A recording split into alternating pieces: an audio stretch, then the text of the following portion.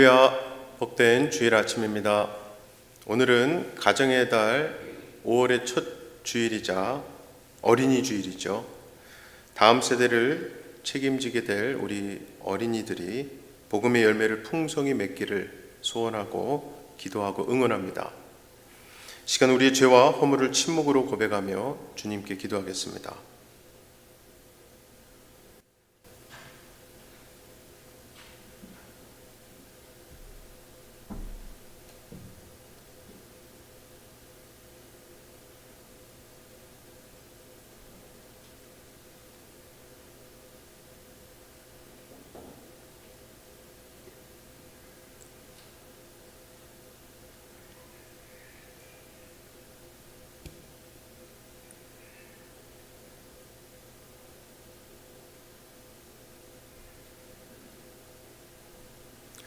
너는 범사의 그를 인정하라. 그리하면 내 길을 지도하시리라. 스스로 지혜롭게 여기지 말지어다. 여호와를 경외하며 악을 떠날지어다. 이것이 네 몸에 양약이 되어 네 골수를 윤택하게 하리라. 사랑의 아버지 하나님, 계절의 여왕이라는 5월을 맞이하게 하시니 감사합니다. 올해도 산과 들에 수없이 많은 꽃이 피어나는 것을 봅니다. 저렇게 소리 없이 피어나는 꽃들처럼 우리도 나를 자랑하지 않고 그저 고요히 주님 안에 머물게 하여 주시옵소서. 꽃들이 진자리에 열매가 맺히듯 우리의 삶도 열매를 맺게 하시고, 녹음이 깊어지고 울창해지듯 우리의 삶도 그러한 푸르른 성숙이 있게 하여 주시옵소서. 오늘 이 예배를 통해 하나님이 만드신 모든 자연 만물이 하나님의 창조를 찬양하듯이 우리도 전심으로 힘을 다해 하나님의 영광을 찬양할 때에 기뻐 흠양하여 주시옵소서. 우리를 오늘도 푸른 초장으로 인도하시는 우리 주 예수 그리스도 이름으로 기도하옵나이다. 아멘.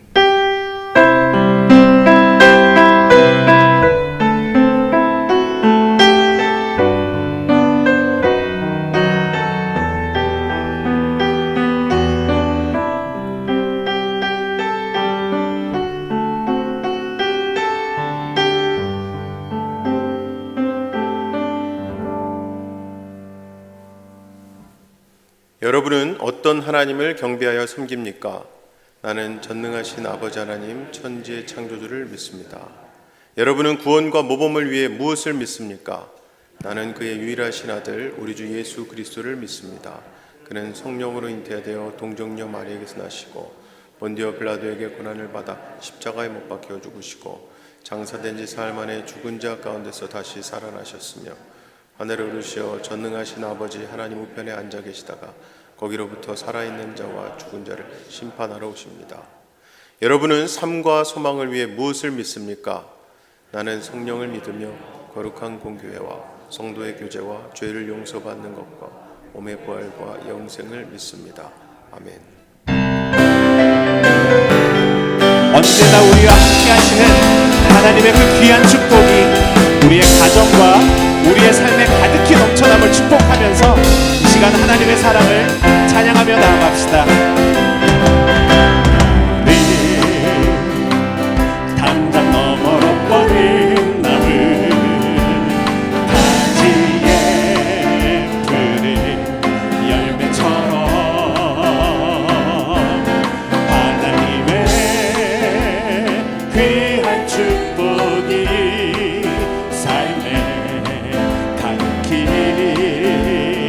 넘쳐날 거야. 아멘. 그럴 것입니다. 그리고 어떤 시련이 와도 내게 이겨낼 강한 달이 있어. 우리에게 어떤 달이 있죠? 전능하신 하나님께서 너와 언제나 함께 하시니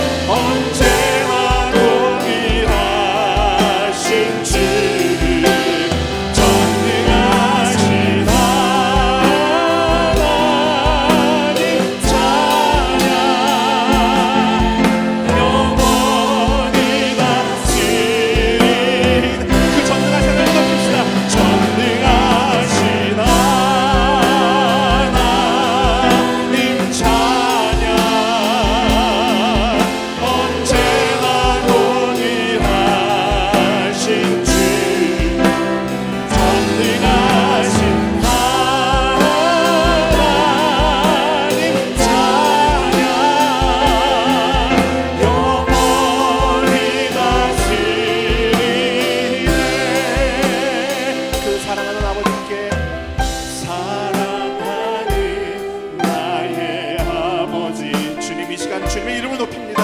이름 높여드립니다.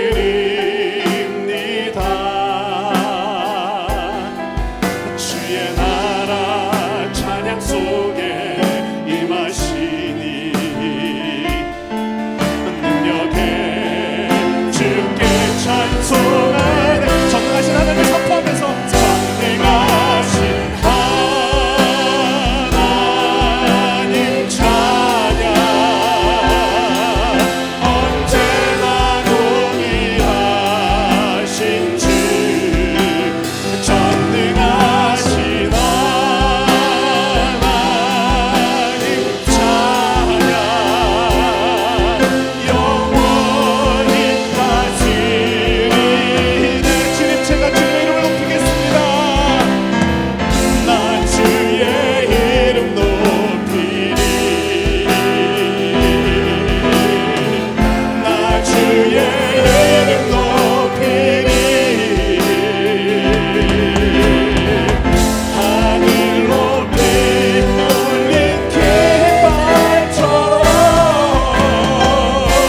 주의 이름 높이리. 전능하신 하나님 찬양 언제나 동일하신 주 전능하신 하나님 찬양 영원히 다스리네. 영원히 다스리네. 영원히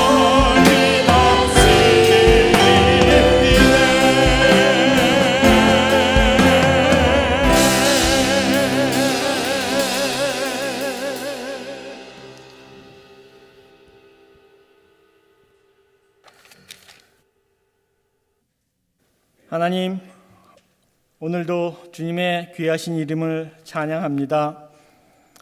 온 세상을 아름답게 창조하시고 그것을 우리에게 축복으로 허락하시고 섬기며 누리게 하신 주님의 귀한 은혜 감사드립니다. 비록 저희들의 죄악으로 인해 많이 망가져 버렸지만 그리스도의 십자가로 저희를 용서하시고 다시 주님께 회개하고 돌아오기를 원하시는 하나님의 큰 사랑과 구원의 계획 앞에 감사와 찬양을 올립니다.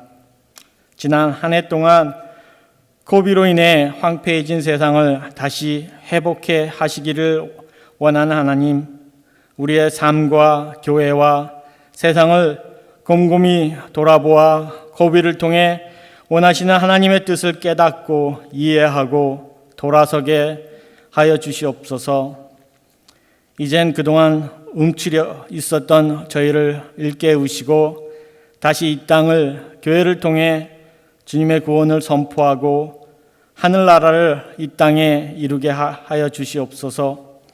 우리 가정과 직장, 특히 이곳에 세우신 우리 교회를 향한 주님의 귀한 뜻과 계획을 깨닫게 하시어서 우리를 통해 무너지고 망가진 것들을 다시 세우게 하시고 치유하며 회복하여 이 땅에 다시 하나님의 놀라운 축복과 은혜와 영광이 드러나게 하여 주시기를 간절히 기도합니다.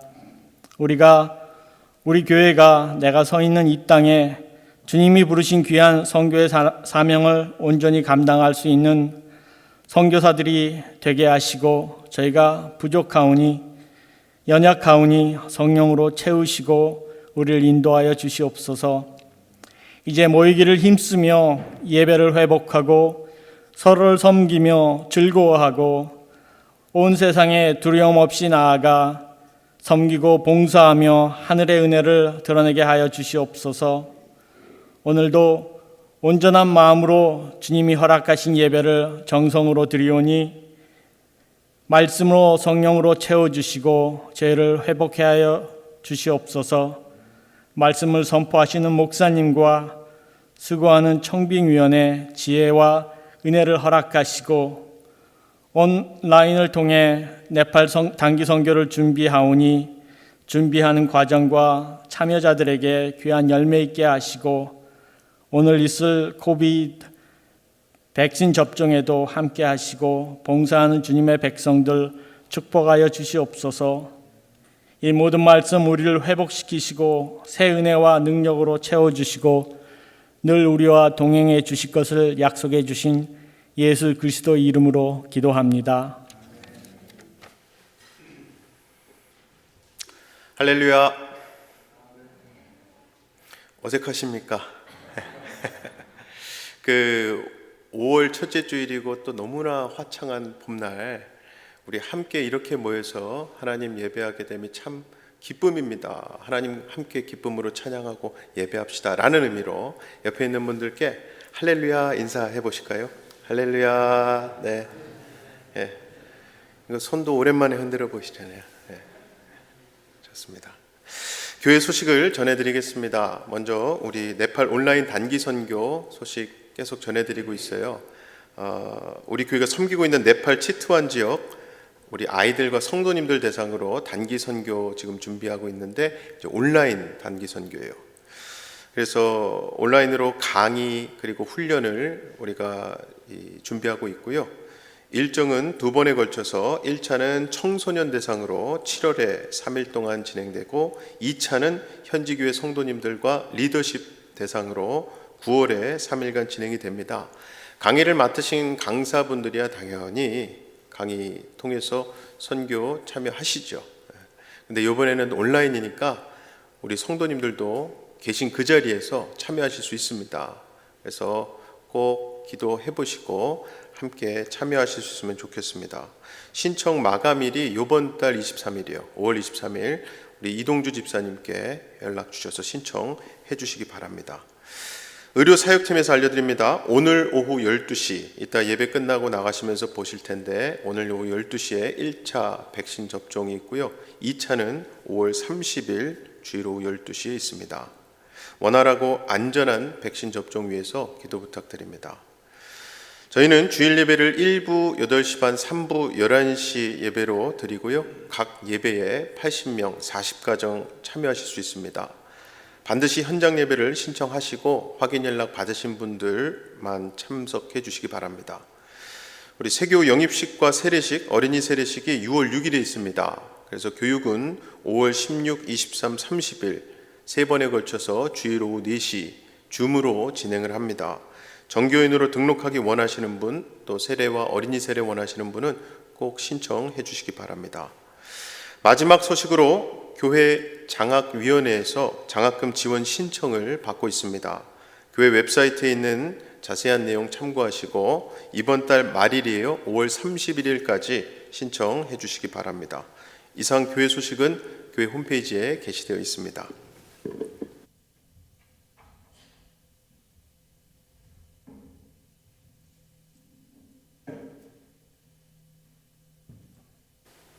오늘 우리에게 주신 하나님의 말씀은 구약성경 창세기 18장 19절 그리고 사도행전 16장 31절부터 34절까지의 말씀입니다. 주님의 말씀 제가 대독해서 읽도록 하겠습니다.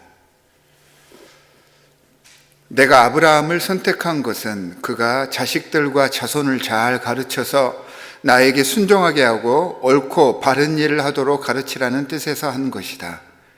그의 자손이 아브라함에게 배운 대로 하면 나는 아브라함에게 약속한 대로 다 이루어 주겠다.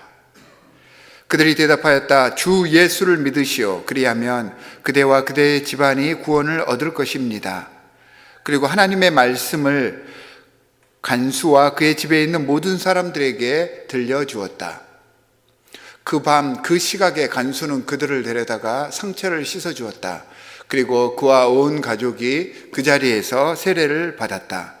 간수는 그들을 자기 집으로 데려다가 음식을 대접하였다. 그는 하나님을 믿게 된 것을 온 가족과 함께 기뻐하였다. 주님의 말씀입니다.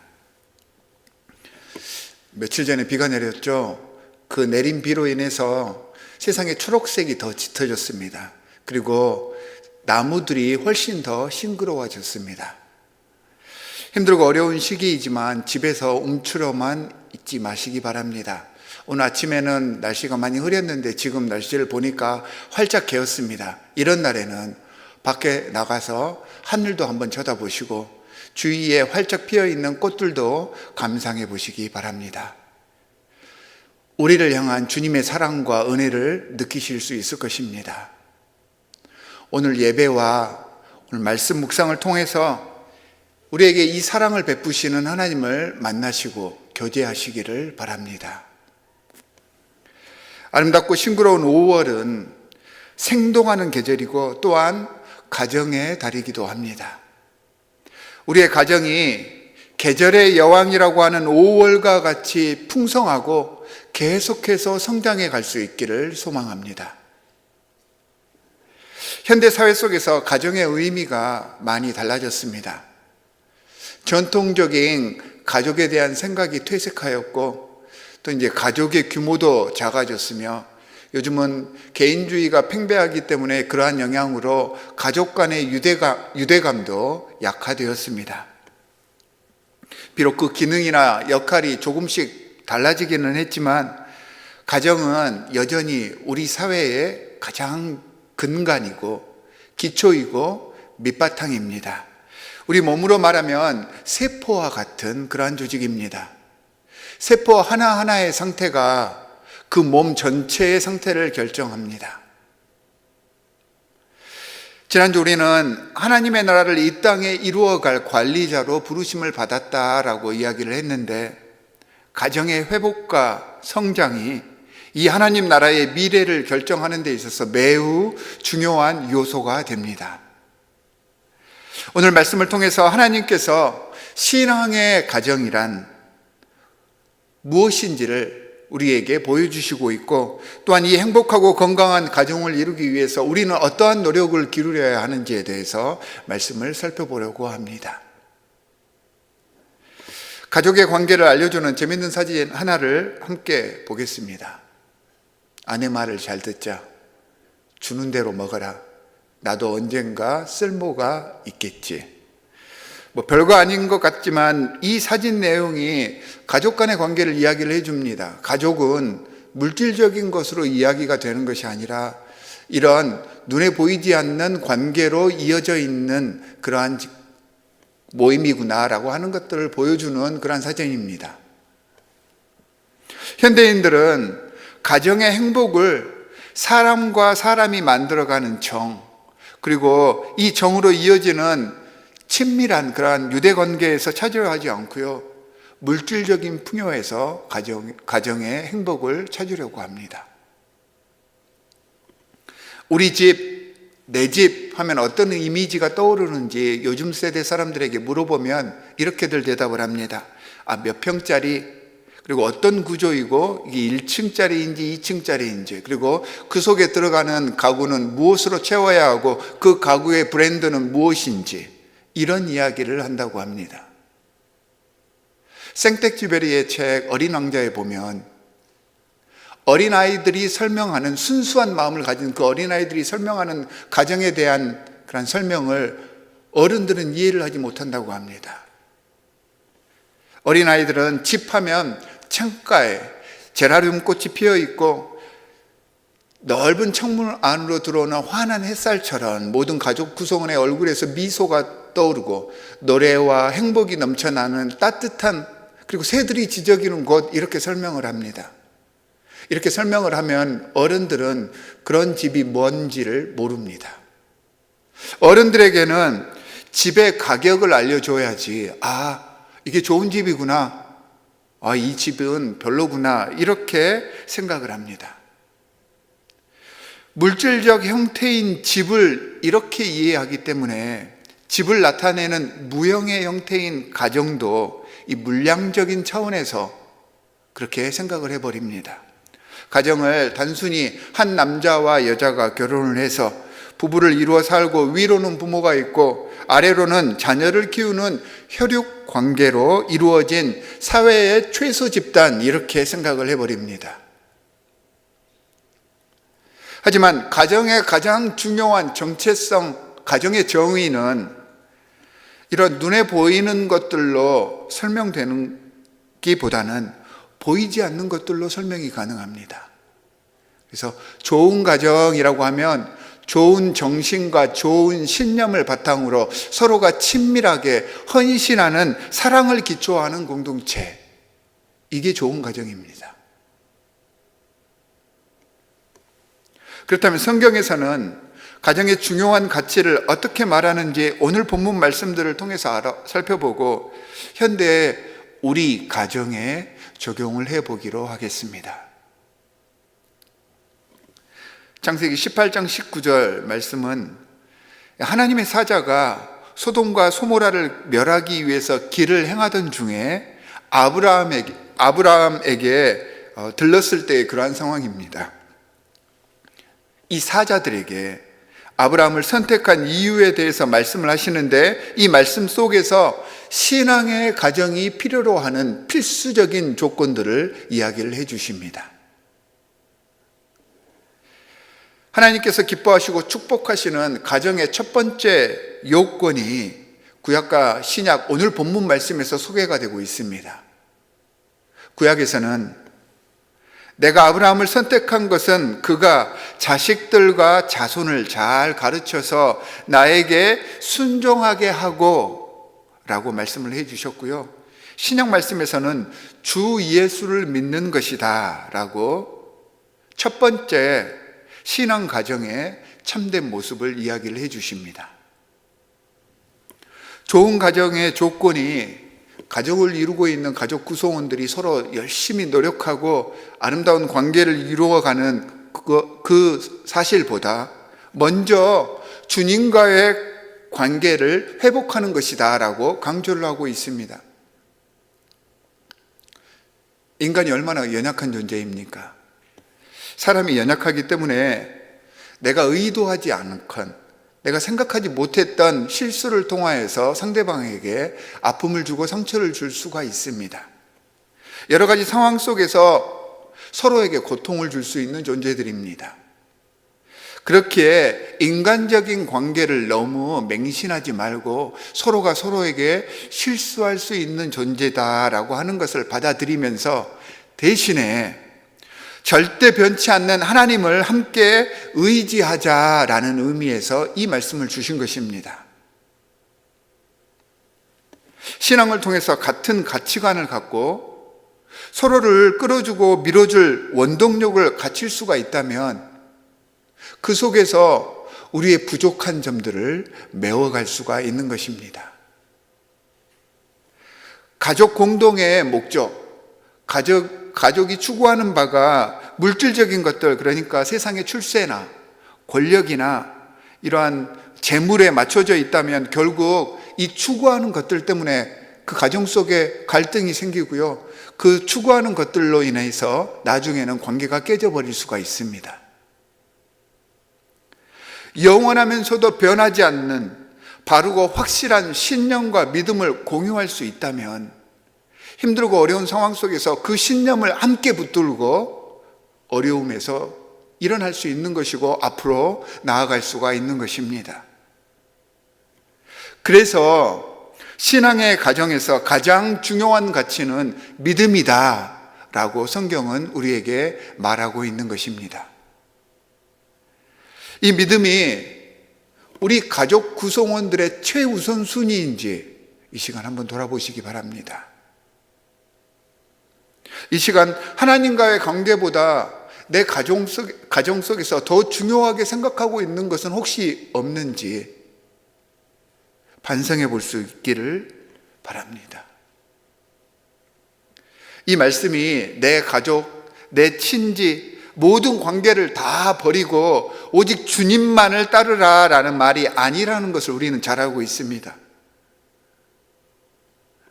주님과 온전한 관계에 들어가게 되면 나와 관련된 모든 인간 관계들이 더 온전해지고 더 거룩해지니까 더 훌륭한 인간관계를 구축할 수 있다는 말입니다. 하나님께서는 우리를 너무너무 사랑하시고 하나님께서는 우리에게 복 주시기를 원하시고 우리의 삶이 풍성하기를 원하시는 분입니다. 그래서 주님과 온전한 관계 속에 들어가면 이 하나님의 사랑을 깨닫게 되고 그 하나님의 의도를 알게 되기 때문에 이 주님과의 관계 속에서 우리 안에 이해하는 마음과 사랑하는 마음이 생겨서 내가 다른 사람과 관계할 때도 그 마음이 전달되는 것입니다. 그래서 주님과 먼저 온전한 관계를 가지라는 것입니다. 18장 17절에 보면 주님께서 아브라함을 사랑하시니 하나님께서 하실 모든 일들을 아브라함에게 숨길 이유가 없다고 말씀을 하고 계십니다. 이 말씀은 간단한 이야기인 것 같은데 관계를 위한 가장 기본적인 자세를 우리에게 보여주십니다. 서로 믿는다면 숨길 일이 없는 그 사이가 되어야 합니다. 그래서 주님과의 관계가 이렇게 숨김이 없는 관계가 되어야 하고, 주님과의 관계가 이렇듯이 우리 가정 내에서도 서로 숨기는 것이 없어야 합니다. 그 어떤 공동체보다 마음을 열고 대화하는 공동체가 신앙의 가족입니다. 사람은 누구나 말을 통해서 자신을 표현하고 싶어 합니다. 그리고 그 표현된 것들로 인해서 상대방에게 인정받고 싶어 합니다. 이 소망을 잘 충족시켜 줄 수 있는 첫 번째 공동체가 우리 가정이어야 합니다. 예전에 가부장적인 제도 속에서는 부부가 바깥일 그리고 집안일을 서로가 잘 모릅니다. 잘 이야기하지 않기 때문입니다. 그러면서 변명거리로 이렇게 이야기를 하죠. 상대를 귀찮게 하고 싶지 않아서, 괜히 상대가 알면 상처를 입을까 봐 상대를 배려해 주는 마음에서 이렇게 알리지 않는다라고 포장을 하고 있지만, 이건 배려가 아닙니다. 회피입니다. 그리고 상대를 존중하지 않는 것이고요, 교만한 것입니다.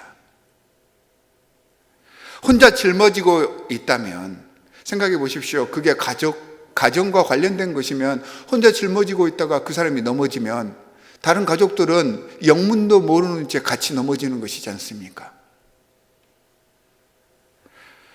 다치기 전에 함께 공유할 수 있는 것이 하나님 나라 백성들의 가정입니다. 전지전능하신 하나님께서 부족하고 연약하고 아무것도 모르는 아브라함에게 굳이 모든 것을 다 말씀하실 필요가 없는데도 숨기지 않으셨습니다. 숨기며 혼자 고통을 짊어지는 것이 사랑이 아니고요, 솔직하게 표현해서 함께 나눌 수 있는 용기가 진짜 사랑입니다. 그리고 이 후자가 더 어려운 것입니다. 그래서 제가 용기라고 표현한 것입니다. 그리고 이제 대화에 들어가게 되었다면 말하는 것보다 듣는 것에 집중하시기 바랍니다. 잘 들어주면 대화가 자연스럽게 이어지게 되어 있습니다. 그래서 행복한 가정은 대화가 있는 가정이고요, 말이 잘 통하는 가정입니다. 상대방이 뭔가 말하고자 할 때 그것을 끝까지 들어주는 것만으로도 가정 내에 생길 수 있는 오해와 갈등이 반으로 줄어듭니다. 다시 본문으로 돌아가서 주님께 순종함을 바탕으로 하나님께서 아브라함의 가정 내에 바라시는 바가 옳고 바른 일을 하도록 가르치라라고 말씀을 하고 있습니다. 이 세번역 성경에서는 옳고 바른 일 이렇게 이야기를 해서 옳고 바른 일은 똑같은 말 같잖아요.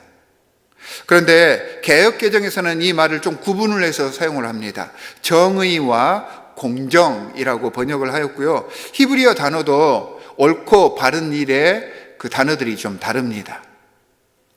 정의, 히브리어로 체다카는 모든 관계가 하나님의 뜻과 가르침에 합당하다라는 뜻을 가지고 있고요, 공정을 나타내는 미시파트는 우리가 재판을 할 때, 재판관이 판결을 할 때 좌로나 우로나 치우치지 않는 것을 의미합니다. 정의, 체다카는 예수 그리스도의 모습을 통해서 드러납니다.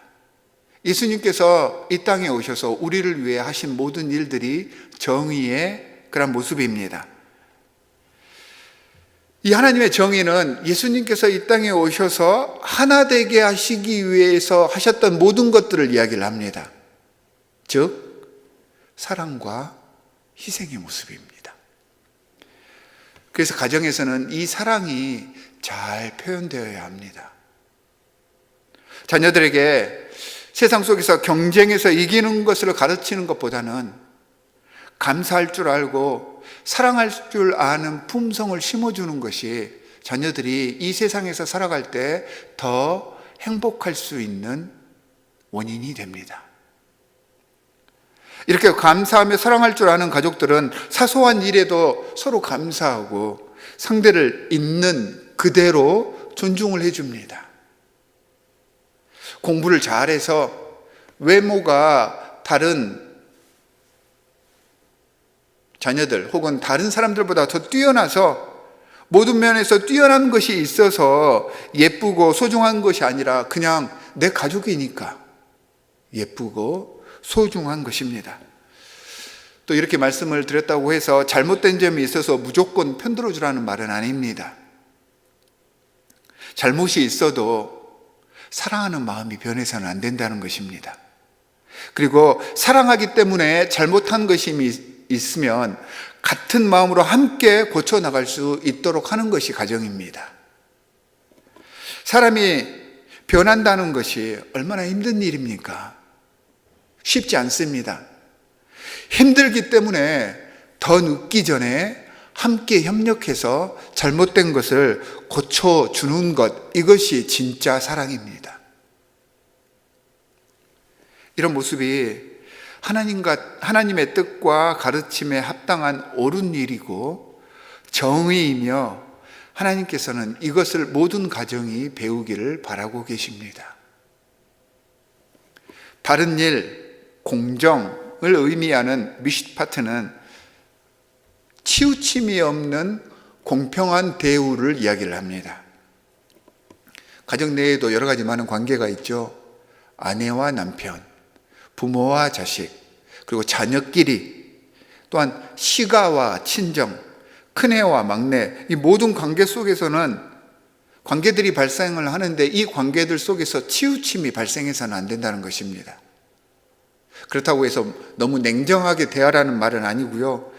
같은 마음으로 사랑하고 섬기라는 말입니다.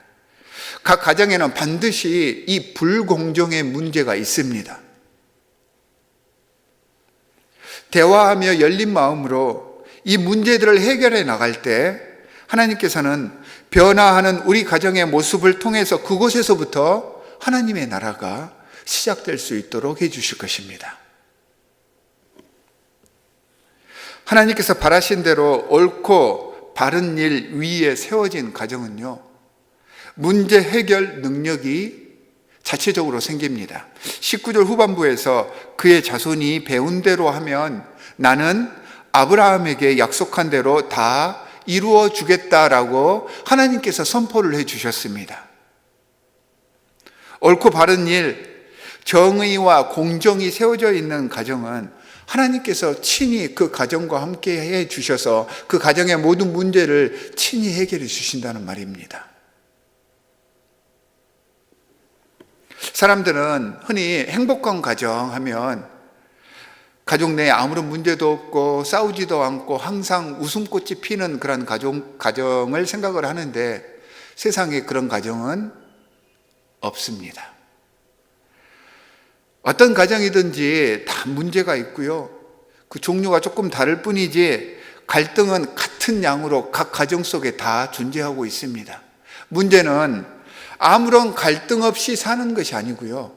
갈등과 문제에 닥치게 되었을 때 그것을 어떻게 잘 풀어가느냐에 있습니다. 문제가 발생했을 때 회피하지 않고 함께 대화하면서 치우치지 않고 사랑의 마음으로 대처할 수 있기 때문에 그 가정은 최악의 결말을 피할 수가 있는 것입니다. 사랑하는 성도 여러분, 주님께서 바라시는 신앙의 가정을 세워가기를 정말로 원하신다면, 자, 이런 말씀들이 우리에게 주어졌으니 당신이 한번 바꿔 바뀌어봐. 아들아, 딸아, 부모님 좀 바뀌어 보십시오 라는 태도가 있어서는 안 됩니다. 내가 바뀌어야 합니다. 내가 먼저 옳고 바른 방향으로 한 걸음을 떼어야 합니다. 자꾸 이런 말씀을 드리면 우리 가정은 너무 늦었어, 이미 늦었어 이렇게 말씀을 하시는 분들이 있는데, 현재를 살아가는 우리에게는 이미 늦은 건 이 세상에 없습니다. 그냥 내가 하기 싫은 것입니다. 내가 안 하는 것입니다. 내가 마음을 결단해서 지금 시작하면 됩니다. 내가 그렇게 시작을 하면 물론 상황에 따라서 더디게 그 결과가 나타날 수도 있고 좀 늦게 모든 것들이 보여줄 수도 있겠지만 변화는 반드시 우리를 따라오게 되어 있습니다.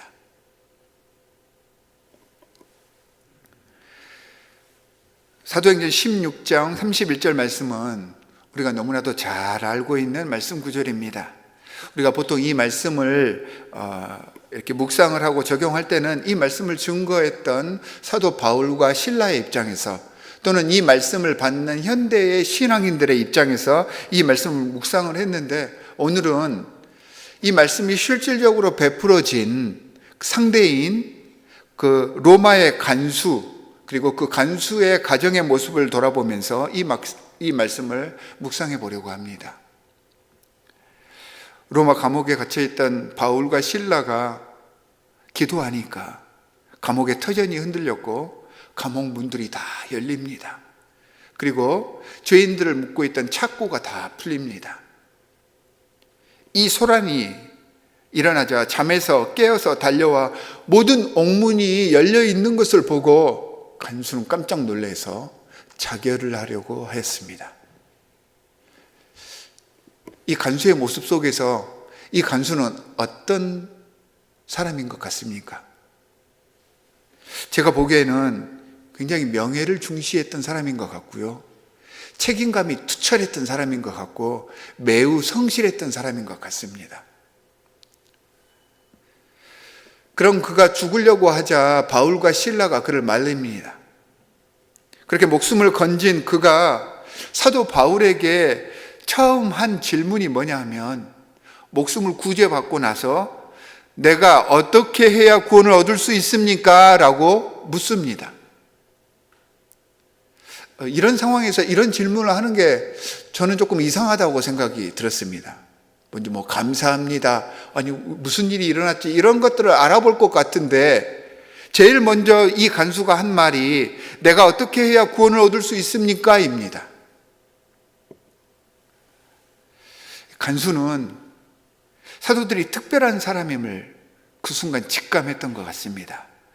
그리고 자신이 지금까지 가지고 있었던 절박한 문제의 답을 사도들에게 물었던 것입니다. 열심히 살아온 그였지만, 성실한 그였지만 자기 마음속에 항상 채워지지 않는 그 허전함이 있었고, 그 허전함에 대해서 목숨이 구제를 받자 바울에게 바로 물어본 것입니다.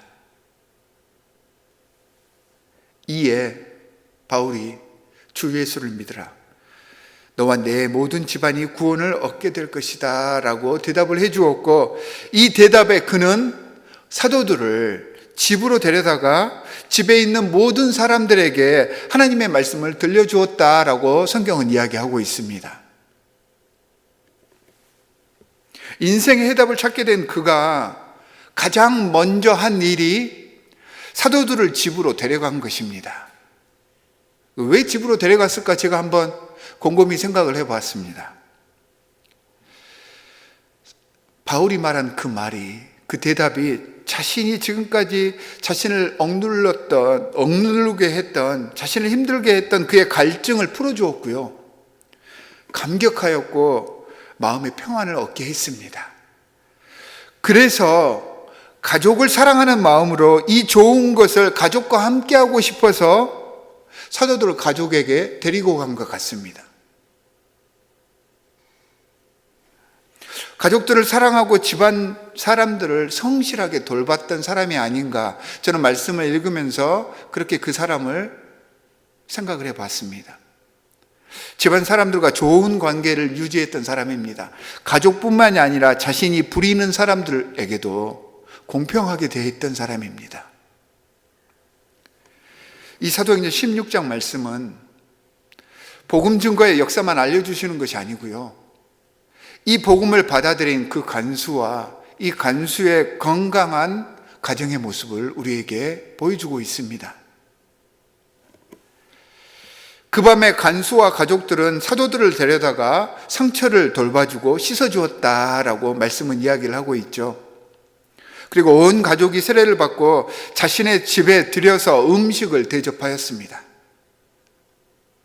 제가 이 말씀 속에서 가장 은혜를 받은 구절이 하나님을 믿게 된 것을 온 가족과 함께 기뻐하였다라는 구절입니다.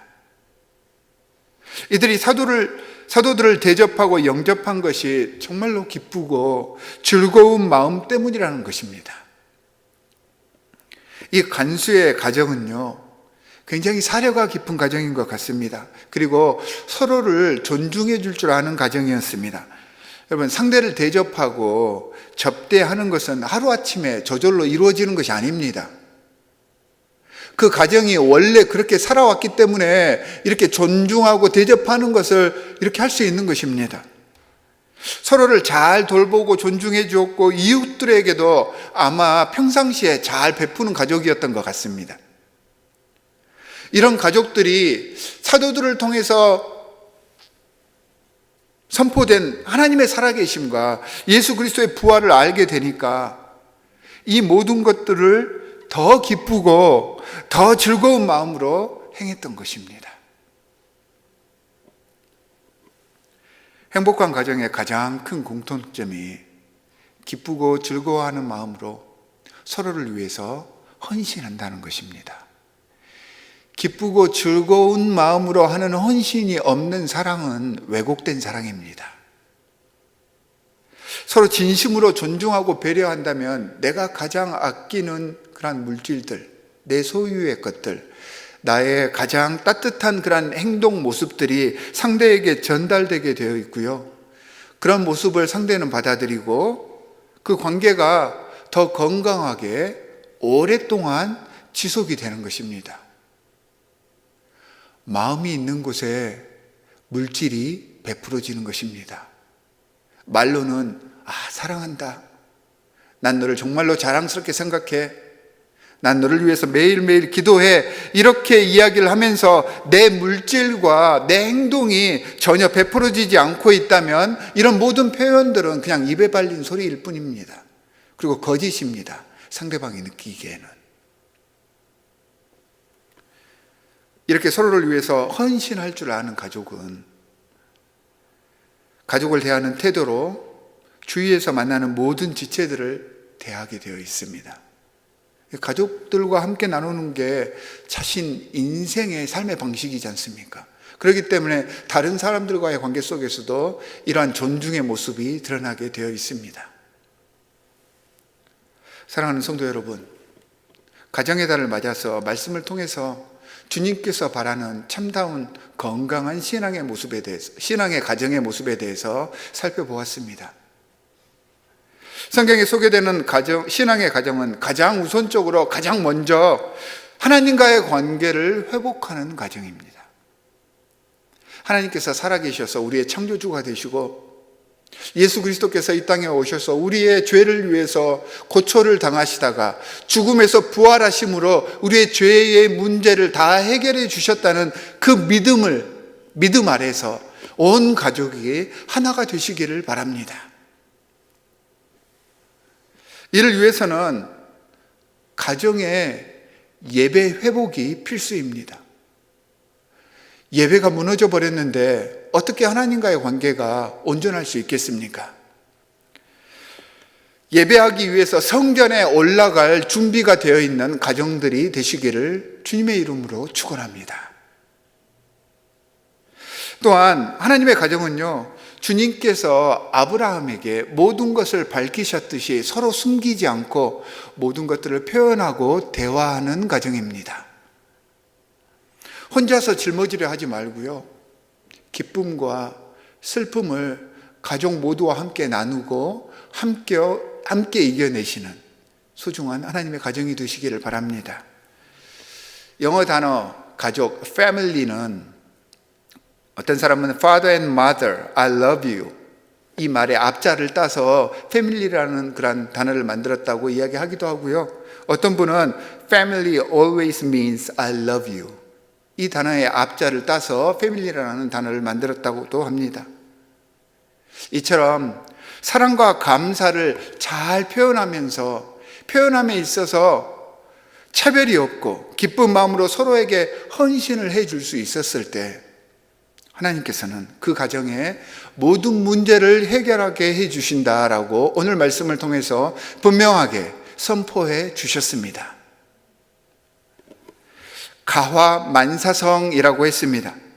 가정이 주님의 뜻 안에서 그 믿음으로 바로 설 수 있게 되었을 때 이 건강한 가정이 모여서 아름답고 생동하는 교회 공동체를 이루고 이 생동하는 교회 공동체를 통하여서 하나님의 온전하신 뜻이, 하나님의 그 사랑이 세상 속에 흘러 들어갈 수 있는 것입니다.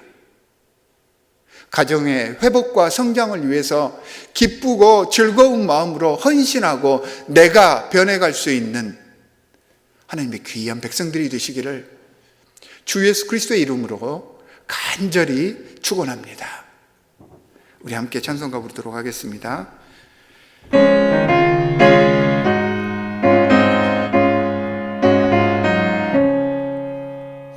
사철의 봄바람 불어있고 하나님 아버지 모셨으니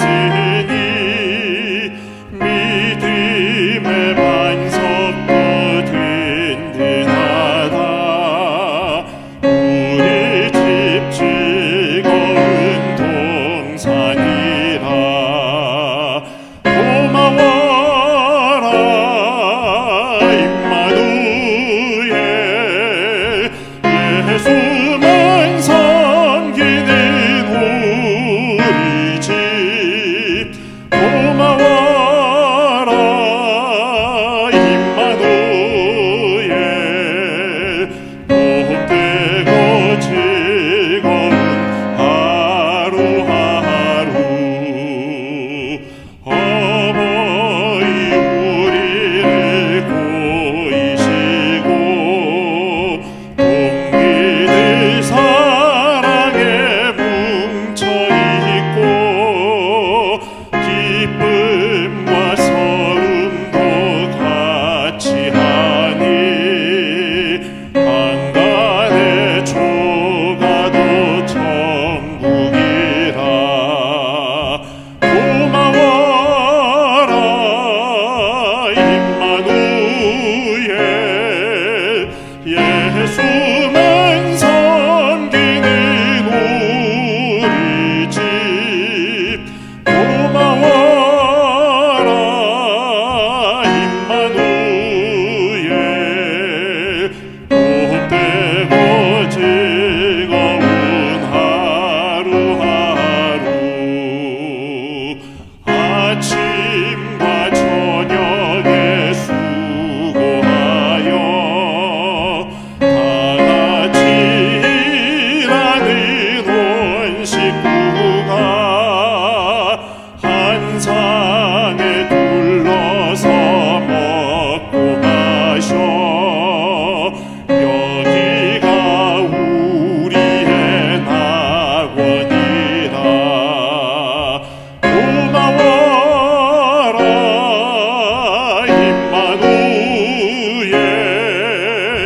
예수만 섬기는 우리 집. 고마워라 임마누엘, 복되고 즐거운 하루하루. 함께 기도 기도하도록 하겠습니다. 하나님 아버지, 말씀을 통해 하나님께서 기뻐하시는 성숙한 가정의 모습을 알게 해주셔서 감사를 드립니다. 주님과의 관계를 통해 우리에게 말씀으로 우리가 갈 바를 보여주셨으니 순종하는 마음으로 건강한 가정의 모습을 세워갈 힘을 성령으로 이 시간 우리에게 채워주시옵소서. 부족하고 연약하기에 나 때문에 가족과 친지와 교회와 주위 사람들이 상처를 받을 때가 많았습니다. 용서해 주시옵소서. 오늘 주신 말씀을 토대로 더 겸손하고 더 순종하면서 사랑하는 주위 모든 사람들을 위해서 존중하고 세워주고 헌신하도록 하는 귀한 주님의 일꾼이 되겠습니다. 가정을 통해 허락하신 배우자를 위해서, 자녀와 부모님과 친지들을 위해서 기도하기를 쉬는 죄를 결단코 짓지 않겠으며, 사랑하는 것만큼 행동하며 표현할 수 있는 용기와 지혜를 저희들에게 허락해 주시옵소서. 우리 가정을 통해서 참다운 하나님의 교회 공동체가 세워져 가게 하시고, 이 공동체가 이 땅에서 주님 나라를 증거하며 안내자와 봉사자의 역할을 잘 감당할 수 있게 이끌어 주시옵소서.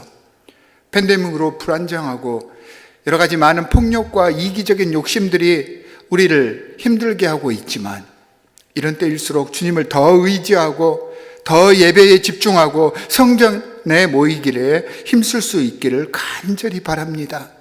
해이해져 버린 우리 예배와 제사의 모습을 돌아보게 하시고, 새로운 시대의 시기에 앞서서 주님과의 영적 교제인 예배를 회복해 갈 수 있도록 노력하고 정진하겠습니다.